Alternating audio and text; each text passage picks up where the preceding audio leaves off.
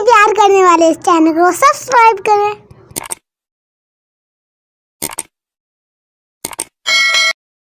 کہ اہل بیت کا وہ نیٹ ورک جس میں کچھ ہدایتیں علنی، کچھ معاملات اہل بیت کے چھپے ہوئے، جس کے نتیجے میں آج عالم اسلام میں اہل بیت کے اتنے چاہنے والے موجود ہیں کہ آپ اتنا لمبا سفر کر کے کبھی گلگت بلتستان کی طرف جاتے ہیں، ان پہاڑوں کے بیچ میں آپ کو اہل بیت کے چاہنے والے نظر آتے ہیں۔ کبھی لمبا سفر کر کے سیریا سے ہوتے ہوئے آپ لبنان جاتے ہیں اور جنوب لبنان میں آپ کو اہل بیت کے چاہنے والے ملتے ہیں۔ یہ آذربائیجان، لبنان، عراق، یمن، مصر، یہاں تک کہ ترکی، یہاں پر اہل بیت کے چاہنے والے بسا کرتے تھے۔ کئی حکومتوں میں مارا گیا، ہجرتیں کرائی گئیں کہ صرف عثمانیہ حکومت میں 7 لاکھ کے قریب شیعوں کو قتل کر دیا گیا۔ تکلیفیں آئیں، سب کچھ ہوا، لیکن ایک شیعہ بھی اگر کسی جگہ پہ گیا، اس نے اس مکتب کو بڑھاوا دیا کہ کسی گاؤں میں اگر 100 لوگ تھے، آپ نے 10 سال بعد دیکھا وہ ہزاروں میں بدل گئے۔ یعنی کبھی بھی آپ کو اپنی مجالس میں کمی نظر نہیں آئی، بلکہ آپ کو بڑھتی ہوئی نظر آئیں۔ کئی لوگ اسی مجمع میں ایسے ہوں گے جو جدی پشتی شیعہ نہیں ہیں، یعنی بتائیں گے کہ ہمارے والد شیعہ ہوئے۔ کئی تو ابھی ملتے ہیں کہ مولانا ہم فلاں مسئلے کی وجہ سے، فلاں بیان کی وجہ سے کیا ہو گئے، مکتب اہل بیت میں آ گئے۔ یہ وہ نیٹ ورک کی ٹریننگز تھیں اہل بیت علیہ السلام نے۔ اب ہمارے پاس کوئی بڑا جادو کی چھڑی تو نہیں ہے، سب سے بڑا ہتھیار جو خدا نے دیا ہے وہ عقل کا ہتھیار ہے، کہ اس نیٹ ورک کی جہاں سے فیڈنگ ہوتی ہے وہ کیا ہے، عقل اور حکمت ہے، عدالت ہے۔ کہ ہم نے کسی بھی صاحب عقل بندے کو کہو کہ قاتل اور مقتول برابر ہیں، کہے گا نہیں۔ ظالم اور مظلوم برابر ہے، کہے گا نہیں۔ میں نے آج نیو رضویہ میں یہ جملہ کہا کہ میں نے کہا کہ آج ہمارے 8 سال کا بچہ بھی کنفیوز نہیں ہے محبت اور نفرت میں۔ کسی بھی مجمع سے شیعہ بچے کو اٹھا اور پوچھو کہ یزید پہ لعنت ہونی چاہیے کہ نہیں، وہ یقین سے اور عقل سے دلیل دے کر کہے گا کہ یزید لعنتی ہے۔ اور کل کسی بندے کا انٹرویو سن رہا تھا، اور اس کا اپنا بندہ جو اہل سنت ہے وہ اسے کہہ رہا ہے کہ آپ یزید پہ لعنت بھیجو۔ کہہ رہا نہیں، یزید نے امام علی مقام مولا حسین کے اس میں ظلم تو کیا ہے، لیکن ہم لعنت نہیں بھیجتے۔ یعنی اتنا پڑھ لکھ کر بھی ان کا مفتی آج کنفیوز ہے کہ ٹک ٹاک پہ، فیس بک پہ، انسٹاگرام پہ 4-5 ملین سبسکرپشن حاصل کرنے کے بعد بھی ان کے اندر یہ صلاحیت نہیں ہے کہ قوم کو یہ بتا سکیں کہ قابل لعنت کون ہے اور قابل رحمت کون ہے۔ یہ کنفیوژن اس امت میں پایا جاتا ہے کہ جہاں پہ صحیح اور غلط کی تمیز ان کا مولوی نہیں بتا سکتا کہ رائٹ کیا ہے اور رونگ کیا ہے۔ یہ سب سے بڑی برکت امام حسین کی کہ اہل بیت نے ہم مسلمانوں کو، جو شیعہ مسلمان ہیں، ہمیں یہ بتایا کہ غلط کو غلط کہنے کی صلاحیت رکھو، قوت رکھو، طاقت رکھو، ظالم کو ظالم کی للکار اپنے وجود میں پیدا کرو، اور مظلوم کی حمایت تمہارے وجود کے اندر ہونی چاہیے۔ اور یہی ہمت کربلا تھی کہ آج بھی اسرائیل کے مقابلے میں اگر ڈٹ کے کوئی کھڑا ہے، علی کا چاہنے والا کھڑا ہے۔ آج بھی استعمار کے مقابلے میں اگر کوئی ڈٹ کے کھڑا ہے، یہ کوئی دو رائے نہیں ہے، کسی سے جا کے پوچھ لیجئے کہ آج حماس کا لیڈر اگر کسی کا شکریہ ادا کرتا ہے تو وہ سید علی کا شکریہ ادا کرتا ہے، سید حسن کا شکریہ ادا کرتا ہے کہ یہ ہمارے ساتھ کھڑے رہے۔ یہ حوصلہ، یہ ٹریننگ ان نسلوں کو کہاں سے ملی؟ یہ فلسفہ کربلا سے ملی۔ تبھی اس فلسفے میں اتنی اٹریکشن ہے، کیونکہ یہ فیڈ لیتا ہے۔ میں نے کل بھی کہا نوجوان اس کو گرافک سے بنا سکتے ہیں، نیٹ ورک آف اہل البیت۔ اس نیٹ ورک کو چلانے والے اہل البیت اور قرآن جہاں سے فیڈ لے رہا ہے وہ عقل اور حکمت۔ اس نیٹ ورک کا قانون امر بالمعروف نہی عن المنکر، اس نیٹ ورک کے افراد کا آپس میں رشتہ، محبت اور بغض، ان کی محبت ایک، ان کا بغض ایک. انی سلم لمن سالمکم. ہم اور اس سے محبت کریں گے جس سے حسین نے محبت کی، ہم اور اس سے نفرت کریں گے جس سے حسین نے نفرت کی. جو علی کا دشمن وہ ہمارا دشمن، جو زہرا کا دشمن وہ ہمارا دشمن، جو حسن کا دشمن وہ ہمارا دشمن، جو حسین کا دشمن وہ ہمارا دشمن. چاہے کسی بھی حسب کا ہو، کسی بھی نسب کا ہو، کوئی بھی اس کا رشتہ ہو، ہمارا جو تعلق بنتا ہے وہ محبت اور نفرت کی بنیاد پہ بنتا ہے. اور فرمایا اس نیٹ ورک کا ماں حاصل کیا ہوگا کہ خدا تمہارے معاشروں میں عدالت کو قائم کروائے گا اور اس کے نتیجے میں ظہور امام زمانہ ہوگا. اس نیٹ ورک کے مقابلے میں ایک اور نیٹ ورک ہے، جیسے نیٹ ورک کے ظلم بولیں، نیٹ ورک کے طاغوت بولیں، جو بھی یہ لفظ آپ بولیں آپ بول سکتے ہیں. نیٹ ورک شیطان، نیٹ ورک رحمان. کہ جب مولا کا صحابی لشکر یزید کے مقابلے میں جاتا ہے تو یہی جملہ بولتا ہے کہ ہم شیعت علی ہیں اور شیعت علی لشکر رحمان ہے. تو شیعت ابن زیاد ہے اور ابن زیاد کا شیعہ لشکر شیطان ہے. کیونکہ اس نیٹ ورک کے اندر جو باتیں ہیں، جو اصول بنائے گئے وہ قرآن کے اصول ہیں. اللہ کہتا ہے میری ظالم پہ لعنت ہے، یہ کہتے ہم یزید پہ نہیں بھیجیں گے. اللہ کہتا ہے میری جھوٹے پہ لعنت ہے، یہ کہتے ہم نہیں بھیجیں گے. اللہ کہتا ہے من قتل نفسا بغیر نفس او فساد فی الارض فکأنما قتل الناس جميعا. جس نے ایک بندے کو قتل کیا گویا پوری کائنات کو قتل کیا. یہ کہتے نہیں ہے ہم قاتل پہ لعنت نہیں بھیجیں گے. ذہنوں کو فری. اب یہی وجہ ہے کہ نسلیں بھاگ رہی ہیں. مرزا جیسے باغی بندے ان میں پیدا ہو رہے ہیں، ہمدرد جیسے لوگ ان میں پیدا ہو رہے ہیں، قادری جیسے لوگ ان کے اندر پیدا ہو رہے ہیں. کیونکہ انسان کا نا ہر قوم کو بیدار ہونے دو کہ ہر قوم پکارے گی ہمارے ہیں حسین. یہ بیداری کس کی بیداری؟ یہ فکر کی بیداری ہے. آپ کب تک فکروں کو زنجیر لگا کے بیٹھ کے رہو گے؟ بالآخر یہ سوشل میڈیا کا زمانہ ہے. لیکن تھوڑا سا میں آپ کو پیچھے لے جاؤں. کیا کیا امام زین العابدین نے اور کیا کیا دشمن اہل بیت علیہ الصلوۃ والسلام نے؟ صلوات پڑھے محمد و آل محمد. سب سے بڑا کام جو کل ہم نے عرض کیا کہ امام زین العابدین اس خفقان کے زمانے میں پہلا کام یہ کیا کہ سب سے زیادہ امام نے غلام خریدے اور بیچے، کہ جن کا عدد 50,000 کے قریب آتا ہے. ایک تو امام نے اس غلامی والے اصول کو اس معاشرے میں توڑا کہ رسول خدا کو یہ پسند نہیں تھا کہ عرب میں انسان کو خریدا اور بیچا جائے. انہوں نے مفتی بٹھائے، مولوی بٹھائے، قوانین بنائے تاکہ یہ بزنس چلتا رہے. امام نے اس بزنس کو ختم کیا. کیونکہ عمر کے زمانے کے بعد سب سے زیادہ فتوحات اسلامی ہوئی. پھر 20 سال معاویہ کا زمانہ. جب فتوحات اسلامی ہوئی تو روم سے غلام، ایران سے غلام، مصر سے غلام، بھرمار تھی غلاموں کی. کیا آپ سنتے ہیں جس نے قتل کیا خلیفہ ثانی کو وہ بھی مثلاً ایک ایرانی تھا، وہ بھی غلام تھا، کسی صحابی کا غلام تھا. اور یہ غلام جب اس معاشرے میں آتے تھے ایسا نہیں کہ ان پڑھ ہوتے تھے. خود فیروز جس نے جناب عمر پہ وار کیا یہ انجینئر تھا. یعنی جب اس معاشرے سے آتے تھے یہ پڑھے لکھے لوگ تھے، لیکن یہاں ان کو جھاڑو دلواتے تھے، یہاں ان سے کام کرواتے تھے، تو غلاموں میں ایک احساس کمتری پیدا ہوتا تھا. امام نے سب سے پہلے ان نئے آنے والے مسلمانوں کو خریدا.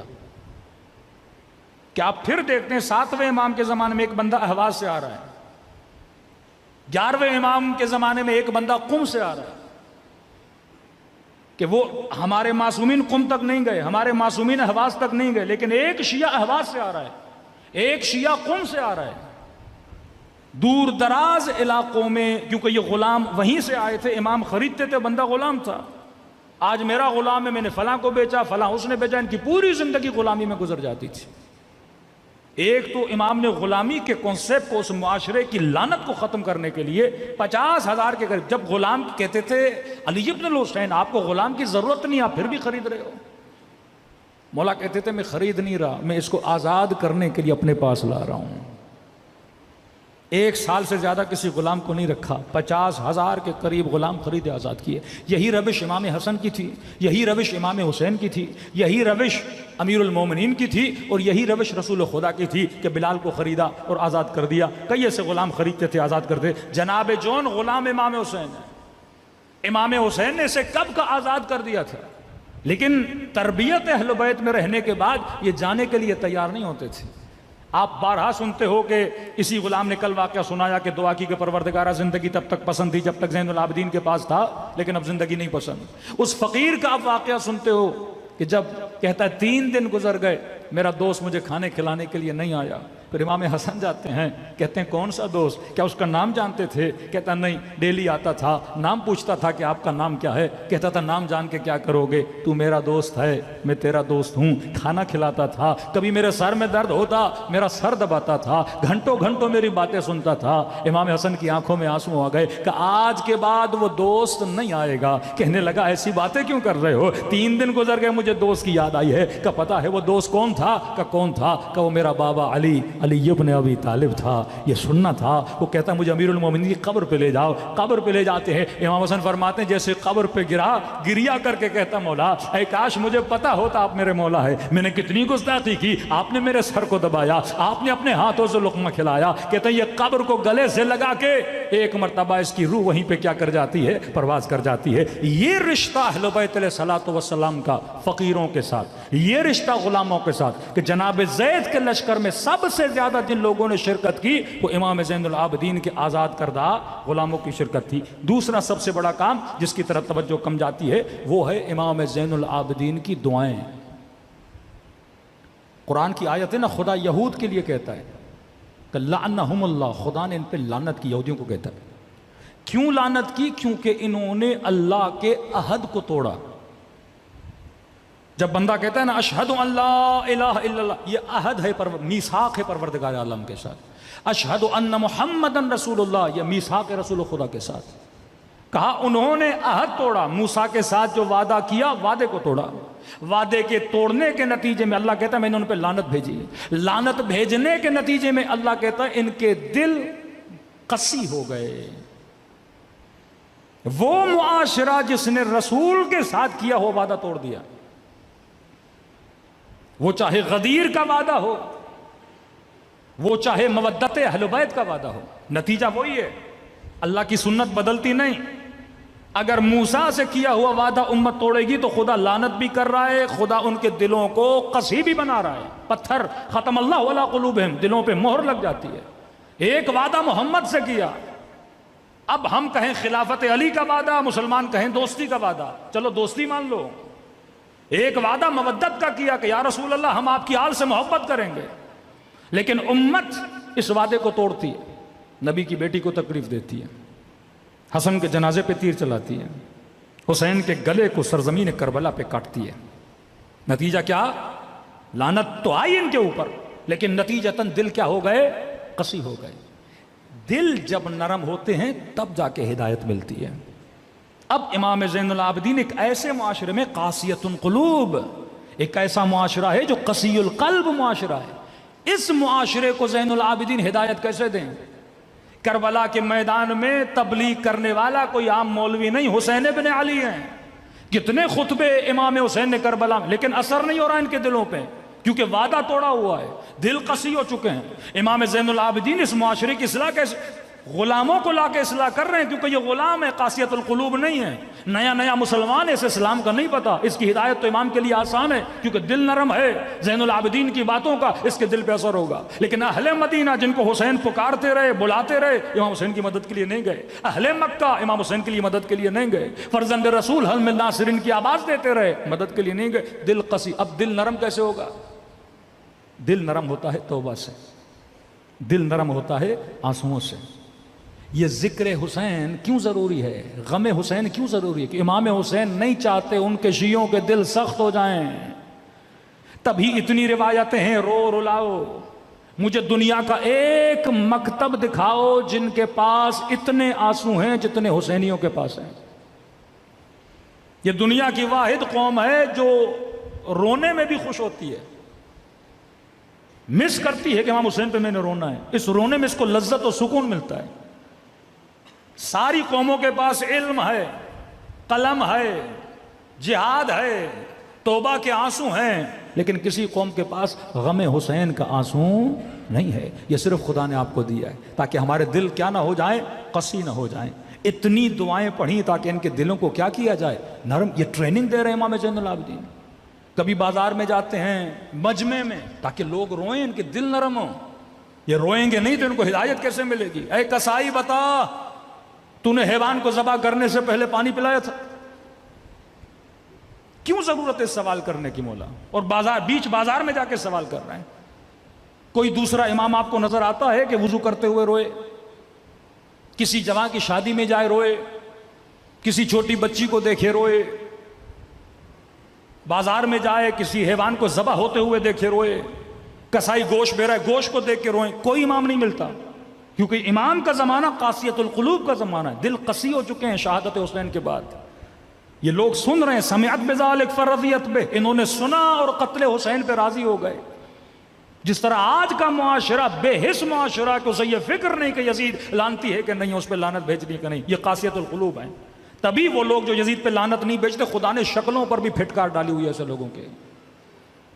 آپ دیکھیے نا، ہم چھوٹے ہوتے تھے جب پاکستان آئے تو اپنے والد کو کہتے تھے یہ پاکستان میں بعض لوگوں کی شکلیں ایسے کیوں ہوتی ہیں. اب میں اس شعبے کا نام نہیں لوں گا کہیں برا نہ لگ جائے بعض لوگوں کو. میں نے کہا ان کی شکل دیکھ کے بندے کو خوف لگتا ہے. کھڑا ہماری حفاظت کے لیے لیکن لگتا ہے کوئی ڈاکو کھڑا ہے. تو کہیں اتنی رشوت لیتے ہیں، اتنی رشوت لیتے ہیں، اتنی رشوت لیتے ہیں، خدا شکلوں پہ پھٹکار ڈال دیتا ہے. شکلوں پہ نحوست آ جاتی ہے. جو یزید پہ لعنت نہ بھیج سکے، کسائی سے پوچھ رہے ہیں بتا تو نے پانی پلایا کہ نہیں؟ وہ کہتا جی مولا میں نے پلایا. کہ بتا تو نے کسی اور حیوان کے سامنے ذبح تو نہیں کیا؟ کہتا نہیں مولا مجھے پتا ہے حیوان کو حیوان کے سامنے ذبح نہیں کیا جاتا. بتا جب تو نے چھری چلائی تھی چھری کو تیز کیا تھا کہ نہیں؟ جی مولا مجھے پتا ہے چھری کو تیز کیا جاتا ہے. پھر وہیں بیٹھ کے رونے لگتے ہیں میرے بابا کے گلے پہ چھری چلی تیز نہیں کیا. ہاں تو نے حیوان کو پانی پلایا، انہوں نے میرے اصغر کو پانی نہیں پلایا. تو نے بکرے کو بکرے کے سامنے ذبح نہیں کیا، انہوں نے بھائی کو بہن کے سامنے ذبح کیا. تاکہ دل نرم ہو جائیں، یہ لوگ روئیں. وَبْكُوا كَثِيرًا وَاضْحَكُوا قَلِيلًا، اللہ کہتا ہے زیادہ رویا کرو کم ہنسا کرو. دوسرا انہوں نے آل محمد کو اپنی صلواتوں سے کاٹ دیا تھا. کہ میں نے کل عرض کیا کہ صلح امام حسن اور شہادت امام حسین میں 20 سال کا فاصلہ ہے. 20 سال میں کس کی حکومت تھی؟ امیر شام کی حکومت تھی. جن لوگوں کو کوفے میں رکھا گیا تھا وہ لوگ تھے جو امیر المومنین کے محب نہیں تھے. عمرو عاص کا بیٹا، خالد کا بیٹا، مغیرہ، زیاد ابن ابی، یہ وہ لوگ ہیں جو معصومین سے زیادہ محبت نہیں کرتے تھے. اور امیر المومنین کے جو محب تھے یا ان کو نکالا گیا یا ان کو مارا گیا. کہ محرم کے 2 دن پہلے جناب میثم تمار کو شہید کر دیا جاتا ہے. بس پتہ لگے یہ علی کا چاہنے والا ہے، قتل کر دیا جاتا تھا. اب 20 سال کا اتنا لمبا عرصہ، ظاہر ہے اس عوام پر اتنے اثرات اس معاشرے کے پڑے تھے. تو محمد اور آل محمد آتا تو سب سمجھ جاتے نا، آل کو نکال دیا انہوں نے. کسی آپ دعائے کمیل پڑھتے ہیں، صلوات اس میں نادر و شادر آخر میں. دعائے عرفہ پڑھتے ہیں، صلوات نادر و شادر ہے، بہت کم ہے. لیکن آپ مولا زین العابدین کی جتنی دعائیں اٹھائیں ہر دوسری لائن میں ایک صلوات ہے. کیوں؟ تاکہ اس معاشرے کو محمد کے ساتھ آل محمد سننے کی عادت ہو جائے، تاکہ معاشرے کو پتہ چلے کہ آل محمد کی قیمت، آل محمد کا وقار، آل محمد کی عزت کتنی ہے. شہادت امام حسین نے کہ جب بنو عباس نے بنو امیہ کو گرانے کے لیے جو نعرہ بلند کیا تھا وہ بھی یہ تھا یا لسارات الحسین، کہ ہم امام حسین، ہم رشتہ دار ہیں رسول خدا کے، ہم چچا زاد ہیں اہل بیت علیہ الصلوۃ والسلام کے. مامون جب امام رضا سے ملتا ہے تو رشتہ داری کرتا ہے. خلفاء میں جس خلیفے نے سب سے زیادہ اظہار محبت کیا لوگوں کو دھوکہ دینے کے لیے مامون تھا. یہاں تک کہ ماحول ایسا بن گیا کہ وہ مدینے سے امام رضا کو اٹھا کے لاتا ہے، اپنا ولی عہد بناتا ہے. مطلب جب میں مر جاؤں تو خلیفہ کون ہے؟ امام رضا ہے. صرف لوگوں کو دھوکہ دینے کے لیے. کبھی امام رضا خراسان نہیں گئے، لیکن نیٹ ورک کتنا مضبوط ہے کہ ہزاروں کی تعداد میں لوگ صرف فرزند رسول کی ایک حدیث کو لکھنے کے لیے ہزاروں کی تعداد میں مجمع آتا ہے. اس قدر عزت و احترام عوام کے اندر آ گیا. حکومت ان کی، پیسہ ان کا، مال ان کا، لیکن یہ تربیت اہل بیت علیہ الصلوۃ والسلام کا اثر تھا کہ لوگوں کے دلوں میں اہل بیت کی محبت پھیل گئی. یہ وہی دعائیں جن دعاؤں میں اثر اتنا تھا کہ زہاد کو اپنی طرف کھینچا، عباد کو اپنی طرف کھینچا. یہ دعائیں لوگ اپنی نماز شبوں میں پڑھا کرتے تھے اور امام کا لقب ہی پڑھا، زین العابدین، سید الساجدین. کبھی سوچا ایک وہ حسین ہے کربلا میں جس سے یہ کہا جا رہا ہے کہ یہ اس کا بیٹا ہے جو نماز نہیں پڑھتا. کبھی یہ کہا جا رہا ہے کہ حسین آپ نماز کیوں پڑھ رہی؟ اعوذ باللہ. شامی کہتے رہے یہ تو دین سے خارج ہو چکے ہیں. اور پھر ان کا بیٹا ہے جس کا لقب ہی پڑ جاتا ہے زین العابدین، سید الساجدین. لقب کو دیکھا کرو کس زمانے میں لقب پڑا اور کیوں پڑا. مطلب اس زمانے میں اس لقب کی ضرورت تھی تاکہ امام زین العابدین کے بعد کوئی یہ نہ کہہ سکے کہ اہل بیت علیہ الصلوۃ والسلام عبادت نہیں کرتے تھے یا نماز نہیں پڑھتے تھے. اب تصور تقوی آتا تھا تو امام المتقین یاد آتا تھا، مومن کا نام آتا تھا تو امیر المومنین نام آتا تھا، سجدے کا تصور آتا تھا تو سید الساجدین یاد آتا تھا، عبادت کا تصور آتا تھا تو زین العابدین یاد آتا تھا، کسی سچائی کا تصور آتا تھا تو صادق آل محمد امام جعفر صادق یاد آتا تھا. صلوات پڑھے محمد و آل محمد. دوسرا کام جو امام زین العابدین نے کیا وہ اپنی دعاؤں کے ذریعے. مطلب یہ ہمیں ٹریننگ دے رہے ہیں جوان، کبھی مجلس کے ذریعے تبلیغ کرو. اپنے زمانے کو دیکھو، آج شاید ایک مجلس کا اتنا اثر نہ ہو جتنا سوشل میڈیا کی ایک پوسٹ کا اثر ہو. آج شاید گھنٹے کی مجلس اتنا اثر نہ رکھے جتنا 2 منٹ کا کلپ اثر رکھے. تو یہ تمہارے اندر کہ سیاست العباد کے ہر زمانے میں کس طرح تم نے کام کرنا ہے، یہ اہل بیت نے سیکرٹ چیزیں بتائی ہیں کہ کبھی ہارڈ وار کا زمانہ ہے، کبھی سافٹ وار کا زمانہ ہے. ابھی جنگ نرم ہے، جنگ سخت نہیں ہے.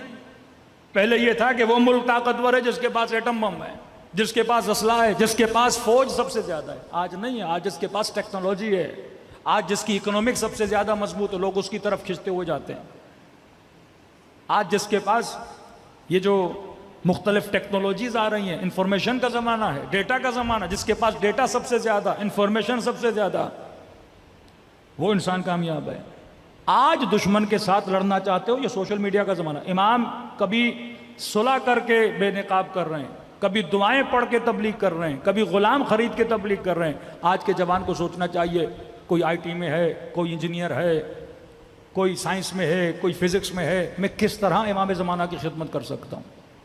ایک خاتون سوچے میں ٹیچر ہوں کالج میں پڑھانے جاتی ہوں، کہیں پہ جاب کرتی ہوں، میں کس طرح جناب زہرا کی خدمت کروں. میں سسٹم آف امام زمانہ کا فرد کیسے بن سکتا ہوں. اگر مجھے اس نیٹ ورک کا فرد بننا ہے تو میں نے صرف پیغام احیو امرنا، معصوم فرماتے ہیں ہمارے امر کو زندہ کرو، ہمارے فرمان کو زندہ کرو. تو جتنا آپ فرمان اہل بیت کو زندہ کریں گے اتنا یہ نیٹ ورک کیا ہوگا، زندگی اس نیٹ ورک کو ملے گی، اور جتنا یہ مضبوط ہوگا اتنی جلدی امام زمانہ کا ظہور بھی ہوگا. صلوات پڑھے محمد و آل محمد پر.